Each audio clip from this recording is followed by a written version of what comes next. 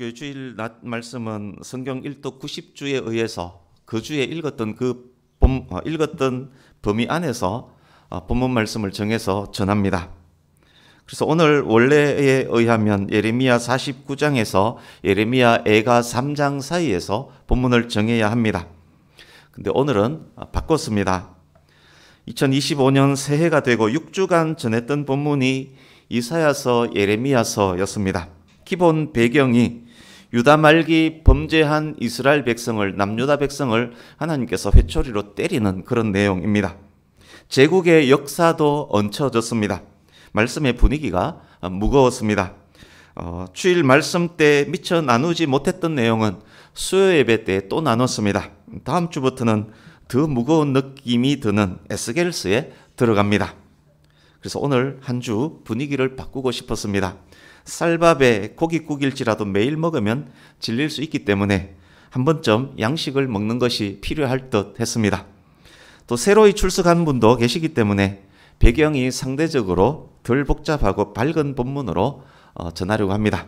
그래서 정한 본문이 누가복음 8장, 주일학교 때부터 익히 들어서 아는 내용이고 예수님을 믿지 않는 사람일지라도 많이 알고 있는 내용이기도 합니다. 그런데 확인해 보니 이 본문으로 개척한 이후에 주일낮 말씀으로 한 번도 전하지 않았습니다.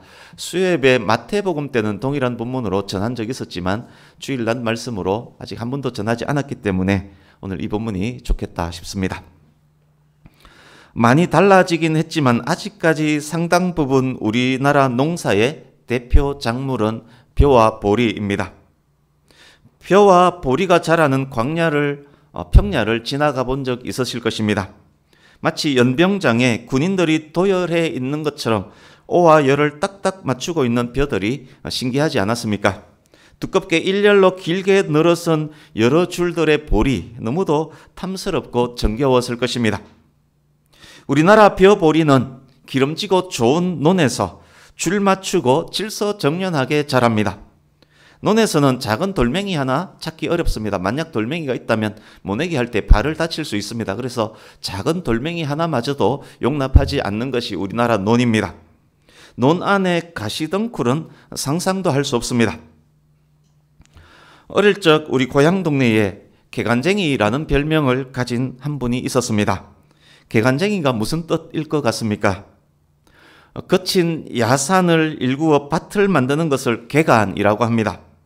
개간쟁이 그분은 아침에 일어나자마자 산에 올라가서 큰 돌을 캐내고 칡도 캐내고 가시덩굴도 캐냅니다. 하루하루 조금씩 험한 산을 밭으로 만듭니다. 학교 갔다 오는 길에 마을 뒷산을 보면 항상 그분이 산을 파고 있습니다. 어느새 저만치 밭이 만들어집니다. 워낙 열심히 그 일을 하는 분이라서 그분의 별명이 개간쟁이였습니다. 저희 아버지도 뒷산을 개간해서 과수원을 만들었기 때문에 그 개간이란 일이 얼마나 힘든지 압니다. 개간은 쟁기를 사용할 수 없습니다. 돌이 많고 질긴 뿌리와 넝쿨도 많고 땅도 딱딱하기 때문에 쟁기가 들어가지 않습니다. 만약 쟁기로 한다면 힘센 황소일지라도 1m 못 가고 황소가 아마 퍼질 것입니다. 아카시아는 또 얼마나 많은지 모릅니다. 아카시아 뿌리는 얼마나 독한지, 아카시아 나무는 얼마나 빨리 자라는지 개간쟁이에게는 원수입니다. 가시넝쿨은 또 얼마나 많은지, 얼마나 잘 자라는지 모릅니다. 매년 뽑아내고 보이는 족족 밑둥을 잘라낼지라도 어느새 또 이만큼 자라는 것이 가시넝쿨입니다. 돌도 무궁무진 나옵니다. 표면이 흙처럼 보이지만 흙 바로 아래에 큰 돌멩이가 있는 경우 많습니다. 기름진 밭을 만들려면 매년 괭이로 땅을 파서 뒤집어 줍니다. 흙땅이라고 생각하고 크게 괭이를 내리쳤는데 괭이가 때린 것은 돌멩이입니다. 그때 손과 팔 전체 뼈가 진동합니다. 마치 뒤통수에 돌멩이가 떨어진 것 같은 그런 통증을 느낍니다. 겪어보지 않은 사람은 아마 모를 것입니다. 이스라엘이 있는 팔레스타인 땅, 그 팔레스타인 땅에는 기름진 평야가 많지 않습니다. 사막이 얼마나 많은지, 사막에 얼마나 많은 부분이 돌인지 모릅니다. 대부분 작물은 경사진 야산 같은 곳에서 재배됩니다. 몇 년 전 성지순례 갔을 때 일입니다. 광야와 사막이 그토록 광야이고 그토록 사막일 줄은 몰랐습니다. 갈릴리 바닷가에 팔복교회가 있습니다. 예수님께서 산상수훈, 그 팔복을 가르치셨던 산상수훈을 하셨던 그곳에 세워진 교회입니다.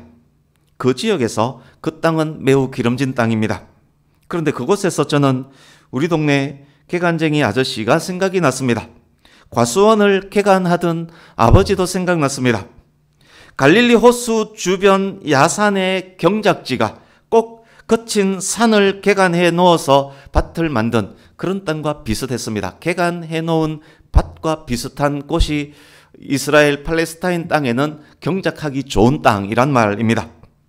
거친 황토 흙이 보입니다. 흙이라 생각하고 툭툭 건드리면 사실은 흙이 아니라 큰 돌멩이에 흙이 살짝 덮여 있는 경우가 많습니다. 뽑아내고 잘라도 또 자라고 자라는 에너지 만땅의 가시능굴도 많습니다. 그 사이로 길이 길게 만들어져 있습니다. 이스라엘의 주요 작물은 밀입니다. 그곳에서 밀 농사를 한다라고 생각을 해보십시오. 울타리는 없습니다.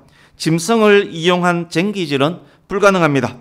보이는 돌들은 수거해서 만들어진 도로를 따라서 저만치 걷어냅니다. 구석구석 듬성듬성 돌무더기가 있습니다.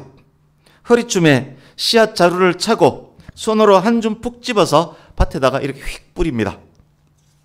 우리나라 모내기와는 완전 다릅니다. 보리씨를 뿌릴 때도 이렇게 뿌리지만 보리씨는 고랑을 따라 뿌리기 때문에 이렇게 막 뿌리지는 않습니다. 때로는 씨앗 담은 자루에 구멍을 내고 그 자루를 짐승 위에 실어서 짐승이 뿌리게도 합니다. 이스라엘의 이 농사를 기억하시면 본문 상황이 잘 이해가 될 것입니다. 본문과 동일한 기사를 마태도 마가도 기록을 했습니다. 마태와 마가는 누가는 기록하지 않았지만 마태와 마가는 이 사건이 일어난 장소와 관련해서 이렇게 기록합니다. 예수님께서 바닷가에서 말씀을 전하려 하시는데 무리들이 워낙 많이 몰려와서 바닷가에 띄운 배에 올라 앉아서 말씀을 전하시고 무리들은 육지에서 말씀을 들었다라고 기록을 합니다. 갈릴리 바닷가에 배를 띄우고 무리들은 갈릴리 호수를 바라보고 있고 예수님은 배 위에서 무리를 향해서 말씀을 전했다라는 이야기입니다. 그러니까 마태와 마가가 이야기한 바닷가는 갈릴리 호수를 일컫습니다. 본문 사건이 일어난 장소가 바로 팔복교회, 아까 제가 말씀드렸던 팔복교회 바로 그 인근이란 이야기입니다. 예수님은 배에 앉아서 개간해 놓은 것과 같은 야산을 바라보며 말씀하시고 무리들은 개간한 듯한 땅에 앉고 서서 말씀을 듣고 있습니다. 대다수가 농부인 무리들은 씨앗 뿌리는 농부 비유를 농사 경험 바탕 위에서 더욱 현실감 있게 지금 듣고 있습니다. 본문 5절에서 8절 먼저 보십시오.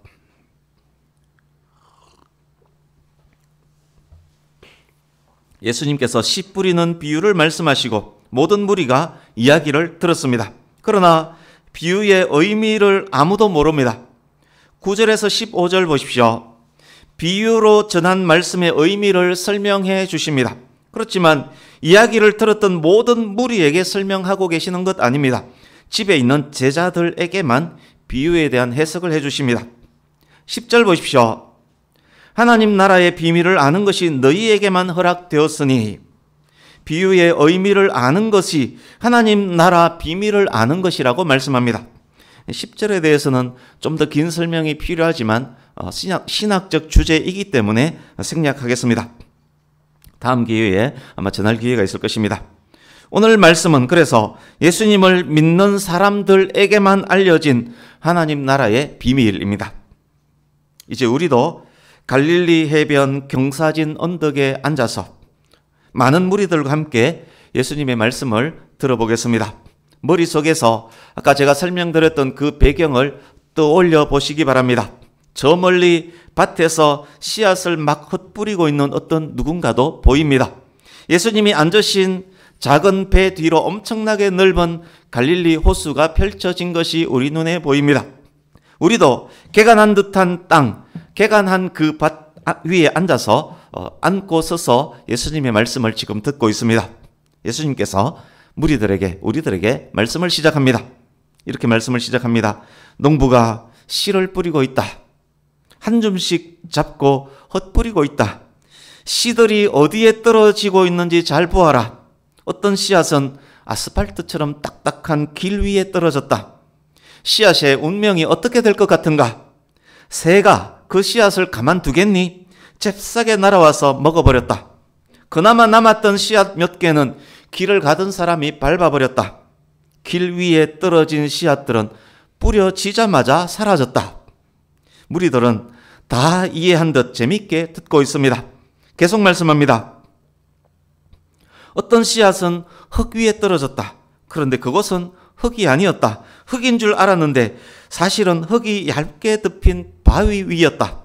뿌리는 냈지만 싹은 냈지만 뿌리가 바위를 뚫을 수는 없었다. 그나마 난 싹마저도 습기가 없어서 비실비실한다. 그날 강한 햇살이 비칠 때 그냥 말라 죽어버렸지 뭐니. 어떤 씨앗은 흙에 제대로 떨어졌다. 뿌리가 내리고 싹이 나고 잎이 나고 줄기가 만들어졌다. 그런데 어쩌노? 씨앗을 뿌릴 때는 몰랐는데 거기는 가시능쿨이 많은 곳이었어. 가시능쿨의 기세가 얼마나 센지 알잖아. 씨앗이 먼저 싹을 내고 자랐지만 뒤늦게 자란 가시떨기의 기세에 바로 추월되고 말았지. 얼마 지나니 가시능쿨이 곡식줄기를 칭칭 감아버리네. 양분 다 빼앗기고 햇볕 다 가리고 비실비실 하더만 곡식 열매를 하나도 맺지 못했네. 어떤 씨앗은 좋은 땅에 떨어졌다. 뿌리 잘 내리고 싹이 나고 잎이 나고 줄기가 토실토실 나왔다. 햇볕과 비를 맞으며 무럭무럭 자랐다. 곡식이 맺히고 알차게 여물었다. 우와, 수확해보니 거기서 100배를 거뒀지 뭐니. 무리들은 귀에 쏙쏙 들어오는 이야기 너무도 재밌게 들었습니다. 그 현장에 우리도 있었습니다. 예수님이 무슨 말씀을 하려고 하는지 알겠습니까? 우리는 성경을 알기에 대략의 의미는 이미 알고 있습니다. 그러나 우리도 그 현장에서 무리들과 같이 그 이야기를 처음 들었다면 이 이야기를 왜 하시는지 무슨 뜻인지 몰랐을 것입니다. 무리들도 그랬습니다. 당대 슈퍼스타 예수님의 이야기를 일단 재미있게는 들었습니다. 그리고는 생각합니다. 아, 그랬겠구나. 내가 씨 뿌릴 때 그런 생각 한 번도 안 해봤는데 씨앗의 운명도 참 다양하구나. 낭비되는 씨앗이 정말 많구나. 그래도 좋은 땅에 떨어진 씨앗에서 100배나 거뒀으니 손해는 아니겠구나. 그냥 그 정도로만 이해했을 것입니다. 비유로 하신 예수님의 이야기가 끝이 났습니다. 갈릴리 지역 사역의 베이스 캠프인 집, 여기에 집은 가버나움에 있는 베드로의 집입니다. 그 집으로 왔습니다. 예수님께서 비유로 하셨던 그 이야기에 대한 해석을 해주십니다. 의미를 아는 것이 천국의 비밀을 아는 것이라는 말씀에 제자들이 더욱 귀를 쫑긋합니다. 무리들은 천국의 비밀을 알 수 없지만 예수님의 제자들은 천국의 비밀을 알 수 있게 되었습니다. 우리 모두 예수님과 제자들이 있는 이제 그 집 안으로 이제 들어가 보겠습니다. 거기서 들려주시는 천국 비밀 이야기를 함께 들어보겠습니다. 천국의 비밀을 아는 사람이 됨에 감사함으로 더욱 귀를 기울이면 좋겠습니다. 예수님께서 말씀을 시작하십니다. 비유에 대한 해석을 해주겠다. 씨는 하나님의 말씀이다. 씨를 뿌리는 농부는 말씀의 원천이니 곧 하나님이시고 예수 그리스도시다. 이후에는 너희들이 하나님의 말씀을 전하는 자가 되어 농부의 역할을 감당하게 될 것이다. 씨앗이 길가에 뿌려졌다는 것은 무슨 의미겠니? 하나님의 말씀을 들었지만 그 순간 마귀가 다가와서 말씀이 뿌리 내리지 못하게 했다는 뜻이다. 마귀는 사람이 구원받아 하나님의 자녀가 되는 것을 가장 싫어한다. 어떻게 해서든 말씀 받는 것을 막으려고 한다. 목사님이 말씀이 길가에 떨어졌으니 마귀가 얼마나 좋은 찬스를 얻었겠니? 얼씨구나 하고 말씀을 빼앗아가는 것이다. 목사님이 설교 시작하자마자 잠들어 버리거나 예배 시간 내내 스마트폰으로 다른 일 하고 있다면, 예배 시간 내내 딴 생각만 하고 있다면 그는 귀한 씨앗을 길가에 떨어지게 만드는 자일 것이다. 열매는커녕 구원마저 잃어버릴 수 있는 것이니 주의하고 주의해야 한다. 씨앗이 바위 위에 떨어졌다는 것은 무슨 의미겠니? 말씀을 들을 때는 기쁨으로 받지만 뿌리가 내리지 못하니 오래 가지를 못한다. 한낮의 태양에 말라 죽고 만다. 목사님이 설교할 때 큰 소리로 아멘 할렐루야 잘하던 그 사람이 약간의 시험 때문에, 약간의 우한 때문에, 기분 나쁘게 하는 어떤 성도 때문에 예배에 출석조차 하지 않는 사람이 있다면 그가 바로 바위 위에 떨어진 씨앗과 같은 자일 것이다. 그렇다면 씨앗이 가시떨기에 떨어졌다는 것은 무엇을 의미하겠니? 말씀을 듣고 뿌리가 내리고 잎도 나고 잘 자랐어. 열매를 기대해 봄직한 줄기가 되었어. 교회에서 헌신도 하고 봉사도 하고 전도도 해. 장로 권사로 임명도 되었어. 그런데 이 사람에게 염려, 근심, 걱정이 너무 많아. 너희는 마음에 근심하지 말라. 하나님을 믿으니 또 나를 믿으라. 성경에서 반복해서 말씀하지만 그에게 근심, 걱정이 끊이지가 않아. 그런데 이 사람이 돈을 좋아해. 그런데 이 사람이 골프를 너무 좋아해. 염려, 근심, 걱정으로 제대로 예배를 드리지 못하고 돈 걱정, 돈 벌 욕망, 부킹해 놓은 골프 때문에 술 취함, 엄난, 유흥 때문에 거룩한 삶의 예배를 드리지 못해. 돈 되는 일, 재밌는 일 있으면 예배를 포기하고 거기에 가네? 겉모습은 믿음 좋은 것 같지만 열매를 맺지 못하는데 어쩌면 좋은가? 어리석은 부자 관리와 같은 사람이 바로 그런 사람이 아니겠니? 이제 씨앗이 좋은 땅에 떨어진 경우의 의미를 알 듯 하지 않니? 좋은 땅은 착하고 좋은 마음을 의미해. 그 마음에 말씀의 씨앗이 뿌려졌어. 뿌리 내리고 싹이 나고 잎이 나고 줄기가 굵어졌어. 뜨거운 햇볕, 내리치는 소나기도 인내함으로 잘 버텨내서 열매를 맺기 시작했네. 수확하니 100배가 열렸네. 좋은 마음으로 말씀을 받고 받은 말씀을 깨닫기 위해서 노력하고 깨달은 대로 순종하는 성도가 이와 같은 성도야. 말씀을 알기 때문에 그는 환난, 역경을 이겨낼 것이고 말씀을 신뢰하기 때문에 염려, 근심, 걱정보다 감사함이 넘칠 것이고 돈, 명예, 권력, 유흥의 유혹에도 넘어가지 않는 성도가 되는 것이야. 그의 삶은 복 있는 자의 삶이고 그의 삶에는 인격의 열매, 성령의 열매가 주렁주렁 열려 100배가 열려서 주인이신 하나님을 기쁘게 해드리는 성도가 된 것이지. 우리 21절을 같이 읽어보겠습니다. 누가복음 8장 21절 시작. 예수께서 대답하여 이르시되 내 어머니와 내 동생들은 곧 하나님의 말씀을 듣고 행하는 이 사람들이라 하시니라. 아멘. 21절과 15절이 연결됨을 느끼실 것입니다. 좋은 땅에 뿌려진 씨앗, 착하고 좋은 마음으로 말씀을 듣고 지키어 인내로 결실하는 자, 하나님의 말씀을 듣고 행하는 자, 그가 바로 하나님의 백성, 예수님의 지체된 성도들인 것입니다. 그들을 통해서 귀한 열매들이 맺히는 것입니다. 본문 설명은 여기까지만 하고 이제 몇 가지를 적용하면서 마무리해 가겠습니다. 정리 적용은 평소보다 조금 더 많습니다.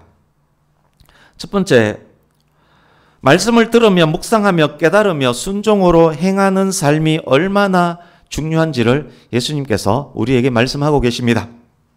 구원은 믿음으로 말미암아입니다. 믿음은 말씀을 들음으로 말미암아입니다. 로마서 10장 17절 말씀이 그렇게 믿음은 들음에서 들음은 하나님의 말씀, 구원은 믿음으로 말미암는데 믿음은 하나님의 말씀을 들을 때 생긴다라고 기록합니다. 하나님의 말씀을 잘 듣는 자에게 구원이 있다는 말씀입니다. 하나님의 말씀을 잘 듣는 자가 그리스도의 제자이며 구원받은 자임에 대한 중요한 증거입니다. 잘 듣는 그에게 성령께서 천국의 비밀, 하나님의 계획을 알게 해 주십니다. 두 번째, 낭비되는 씨앗이 많음을 본문을 통해서 알려주고 있습니다. 동일한 씨앗이 뿌려지지만 뿌리 내리지 못하고 열매 맺지 못하는 경우의 수가 3배가 더 많습니다. 복음이 열렬히 환영받기도 하지만 단번에 거절당할 수 있음도 알려줍니다. 거절당하는 경우의 수가 훨씬 더 많습니다. 전도지 나누면서 전도해 보신 분은 알 것입니다. 째려보면서 손을 뿌리치는 사람, 일단 바꿔서 저만치 가서 받은 전도지 휴지통에 던져 넣는 사람, 감사합니다, 수고합니다 하면서 받지만 아예 읽어보지 않는 사람이 그 세 경우의 수가 훨씬 더 많습니다. 집에서 제대로 한 번이라도 읽어보는 사람은 극히 드뭅니다. 낭비되는 것처럼 보이는 씨앗이 그토록 많습니다. 낭비되면 예배당 안에서도 마찬가지입니다. 같은 예배당에서 함께 예배하고 있을지라도 길가, 바위, 가시떨기 밭과 같은 곳에 떨어지는 씨앗과 같은 예배자가 더 많을 수 있다는 말씀이기도 합니다. 겉모습은 잎이 무성한 열매 잘 맺을 것 같은 예배자일지라도 그의 삶에 전혀 열매가 맺히지 않을 수도 있다는 말씀입니다. 같은 말씀이 예배당 모든 회중에게 씨앗으로 뿌려질지라도 어떤 사람의 씨앗은 전혀 싹을 틔우지 못할 수도 있습니다. 20, 30년 교회 출석할지라도 장로 권사 직분을 받았을지라도 말씀이 뿌리 내리지 못하면 삶의 열매, 영적 열매를 맺을 수가 없습니다. 어떤 예배자는 성장이 멈춘 상태일 수 있고 할렐루야 아멘 소리치던 어떤 예배자는 기분 나쁘다는 이유만으로 교회 공동체를 떠날 수도 있다는 말씀입니다. 그렇습니다. 예배당 안에서도 말라 죽거나 열매 맺지 못하는 경우의 수가 많은 열매를 맺는 경우의 수보다 3배나 더 많을 것입니다. 세 번째, 예수님께서 씨가 뿌려진 밭을 마음이라고 말씀하셨습니다. 의미를 더 확대하면 밭은 그 사람의 마음일 뿐만 아니라 전인격, 그 사람의 전인격을 의미합니다. 말씀에 냉담해서는 말씀을 진실하게 받아들이지 않고는 삶의 변화, 인격의 변화를 만들 수가 없습니다. 그리스도인이 되면 필연적으로 열매를 맺어야 하는데 그 열매는 인격이 변화되는 것입니다. 말씀을 제대로 받지 않고는 삶의 변화, 인격의 변화를 이루어갈 수 없다는 말입니다. 그러기에 성도들은 말씀이 밟힐 위기, 받을 은혜를 마귀가 낚아챌 위기, 신앙을 배반할 위기, 감정적 흥분으로 뿌리를 내리지 못할 수 있는 그런 위기를 극복해야만 하는 것입니다. 중요한 2가지가 있습니다. 13절 뒷부분 보십시오. 믿다가 시련을 당할 때에 믿으려 하는 자에게 시련은 필연이라는 의미입니다. 믿음 가진 자에게 그 믿음이 참인가 여부를 시험하는 일이 필연적으로 있을 것이라는 말입니다. 새로운 성도가 내가 한번 열심히 믿어보려고 할 때 그 주변에 방해하는 것들이 굉장히 많은 이유이기도 합니다. 믿음의 진정성은 시험을 견딜 수 있느냐에 의해서 검증이 됩니다. 교회에 열심히 다녀보려 마음먹었을 때 교회 못 가게 만드는 방금 말씀드렸던 이런저런 일들이 생기는 것은 필연입니다. 그것을 이겨내지 못하면 말씀 듣기 이전 상태로 돌아가고 맙니다. 14절도 보십시오. 잘 성장하던 자가 나가떨어지는 경우에 대한 말씀입니다. 가장 큰 이유가 무엇입니까? 이스라엘 초대왕 사울이 나가떨어진 이유가 무엇입니까? 12제자 중 한 사람인 가룟 유다가 나가떨어진 이유가 무엇입니까? 걸출한 능력자로 인정받던 목회자가 이단 사이비의 괴수가 되는 이유가 무엇입니까? 무성하게 잘 자라던 나무가 가시덩굴에 둘러싸일 때 그런 일이 일어납니다. 염려, 근심, 걱정, 돈에 대한 욕심, 세상의 화려함에 대한 유혹, 그것에 휩싸이면 한때 무성했지만 열매 맺지 못하는 나무가 되고 맙니다. 네 번째, 결국 본문 전체를 통해서 우리에게 무엇을 말씀해 주고 있습니까? 결실의 여부는 씨앗에 있지 않고 땅에 있다. 결실의 여부는 메시지에 있지 않고 메시지를 받는 사람의 마음에 있다라고 말씀하고 계십니다. 사람이 마음으로 믿을 때에 의에 이르게 되는 이유입니다. 로마서 10장 10절 말씀, 사람이 마음으로 믿어 의에 이르고 마음으로 믿을 때 의에 이르는 이유입니다. 결실의 여부가 마음에 있다면 본문이 포커스를 두는 마음은 어떤 마음입니까? 열매 맺지 못하는 마음입니까? 아닙니다. 본문에서 강조하고 있는 것은 좋은 밭입니다. 어떤 이들이 열매를 맺지 못했다가 아니라 그래도 어떤 이들은 열매를 맺었다. 그곳에 강조점이 있습니다. 얼만큼 열매를 맺었습니까? 결실의 결과는 대단합니다. 낭비한 3개의 씨앗을 결실한 1개의 씨앗이 보충하고 차고도 넘칩니다. 몇 배 경우의 수가 배척하고 거부할지라도, 내가 주는 전도지를 대부분의 사람들이 뿌리칠지라도, 열매 맺는 자들을 통해서 전도지를 꼼꼼히 읽고 그리스도인이 되는 한 사람을 통해서, 예배 중 3사람이 졸고 있을지라도 집중하는 한 사람을 통해서 하나님의 나라는 계속 확장되고 있으면서 그 확장은 계속 될 것이다는 말씀을 하고 계십니다. 5번째, 또한 본문은 중요한 기도에 대해서도 중요한 교훈을 주고 있습니다. 전도 대상자를 위해서 기도할 때, 내가 사랑하는 그 사람도 함께 예수님 믿기 바라면서 그 사람을 위해 기도할 때, 아무리 전도해도 듣지 않는 그 사람을 위해서 내가 기도할 때 가장 먼저 해야 할 기도가 무엇인지를 본문이 알려주고 있습니다. 에스겔서 11장 19절 20절을 제가 읽어드리겠습니다. 내가 그들에게 한 마음을 주고 그 속에 새 영을 주며 그 몸에서 돌 같은 마음을 제거하고 살처럼 부드러운 마음을 주어 내 율례를 따르며 내 규례를 지켜 행하게 하리니 그들은 내 백성이 되고 나는 그들의 하나님이 되리라. 내가 그 속에 새 마음, 한 마음, 새 영을 주어서 그 몸에서 돌 같은 마음을 제거하고 살처럼 부드러운 마음을 주어. 믿지 않는 자의 마음은 돌과 같습니다. 돌짝밭과 같은 그 마음에 복음의 씨앗을 찻대기로 뿌릴지라도 그는 열매 맺지 못합니다. 씨앗보다 중요한 것이 마음밭이기 때문입니다. 그러기에 전도 대상자의 마음이 살처럼 부드럽게 바뀌는 것이 시급하고 중요합니다. 그것을 누가 할 수 있습니까? 그 속에 새 영을 주며 성령께서 하시는 것입니다.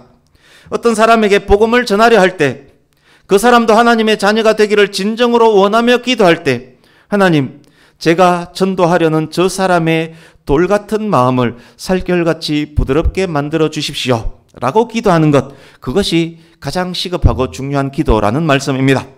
그 기도를 하나님께서 들으시면 하나님께서 그의 마음을 건드려 주실 것입니다. 내가 전하는 복음의 씨앗이 그 마음에 뿌려져서 뿌리가 내리고 싹이 날 것입니다. 6번째, 본문은 또한 이후 복음의 씨앗을 뿌리게 될 제자들에게 주시는 격려의 말씀이기도 합니다. 복음을 전하려 애쓰는 저와 여러분에게 주시는 위로와 격려의 메시지이기도 합니다. 네가 복음을 전할 때 째려보는 그들 때문에 마음 아파할 거 없다. 네가 전하는 전도지를 네 앞에서 빡빡 찢어버렸다고 기분 나빠할 거 없다. 그거 이상하게 여기지 마라. 그거 당연한 것이다. 좋은 땅만 골라서 뿌려지는 씨앗은 없다. 네가 복음 전파하다가 거절과 수모를 겪는다면 오히려 그것은 힘차게 씨앗이 잘 뿌려지고 있다는 증거다. 복음을 전하는 내 아들 딸아, 그러니 낙심 말고 계속 씨앗을 뿌려라. 격려의 이 말씀에 더욱 힘을 얻어서 더 잘 복음 전하는 우리가 되었으면 좋겠습니다. 한 가지만 더 말씀드리면서 이제 마치겠습니다. 본문은 위로와 격려의 메시지임과 동시에 모든 성도들에게 주시는 경고와 도전의 말씀이기도 합니다. 내게 뿌려진 씨앗이 처음에 뿌리를 내렸다고, 잎이 나고 줄기가 자라고 이삭이 피었다고 그것이 나에게 열매를 보장하고 있지는 않다는 것입니다. 보십시오. 가시떨기에 떨어진 씨앗과 좋은 땅에 떨어진 씨앗의 시작과 중간 과정에는 이 둘에는 별 차이가 없습니다. 그러나 열매 맺힐 때쯤 확연히 달라졌습니다. 수확기가 되었을 때 알곡과 가라지로 나누어진 것과 같습니다. 진정한 제자는 열매 맺기 위해서 끝까지 충성을 해야 합니다. 성도일지라도 항상 스스로 믿음의 상태를 점검해야 한다는 말씀입니다. 길가와 같은 마음으로 예배할 때 그거는 본인이 압니다. 내가 길가와 같은 마음으로 예배하고 있구나 스스로 압니다. 그럴 때는 스스로 괭이질을 해야 합니다. 마음밭에 감추어진 돌들이 느껴지는 삶을 살 때 시시때때로 힘을 내어서 돌을 캐내야 할 것입니다. 염려, 근심, 걱정, 명예, 욕심의 가시능쿨이 마음에서 자랄 때 계속해서 뽑아내고 밑둥을 잘라야 합니다. 그렇습니다. 성도는 매일매일 자신의 마음밭을 개간해야 합니다. 우리는 마음밭 개간쟁이가 되어야 합니다. 그 마음밭에 말씀의 씨앗이 계속 뿌려지고 계속 자라고 좋은 열매를 줄기차게 맺는 그런 삶이 되는 것입니다. 좋은 땅을 가진 성도의 땅이 좋은 땅인 것은 그 성도의 개간하는 노력의 결과이기도 할 것입니다. 사랑하는 성도님 여러분, 말씀을 잘 받아들이는 마음이 착하고 좋은 마음임을 확인했습니다. 착하고 좋은 마음에 말씀의 씨앗이 뿌리를 깊이 내립니다. 순종과 인내를 반복할 때 결실을 합니다. 그 말씀은 또한 무엇을 의미합니까? 말씀을 잘 받기 위한 노력, 잘 듣기 위한 노력, 잘 깨닫기 위한 노력을 계속하면 마음밭은 더욱 옥토 기름진 밭이 된다는 그런 말씀 아니겠습니까? 저와 여러분은 이미 성도들입니다. 이미 옥토를 가진 자입니다. 말씀을 잘 받기 위해 노력하면 맺히게 될 열매는 더 많아질 것입니다. 말씀을 다 알 수 없어도 더욱 알아가는 삶이 그리스도를 닮아가는 삶입니다. 그 삶이 하나님의 사랑이 얼마나 아름다운지를 알게 되는 삶일 것입니다. 그 삶이 하나님의 사랑에 감격하여 하나님께 사랑을 정확하게 표현하며 또 바르게 고백하는 삶이 될 것입니다. 마음 심령의 밭을 더욱 옥토로 가꾸며 더욱 하나님을 높이며 더욱 귀하고 좋은 열매 주렁주렁 맺는 인격의 열매, 성령의 열매, 전도의 열매 주렁주렁 맺는 백배나 결실하는 저와 여러분 모두가 될 수 있기를, 그래서 더 크게 하나님을 기쁘게 하는, 하나님께 영광 올려드리는 저와 여러분 모두가 될 수 있기를 예수님의 이름으로 축복합니다. 아멘. 기도하겠습니다.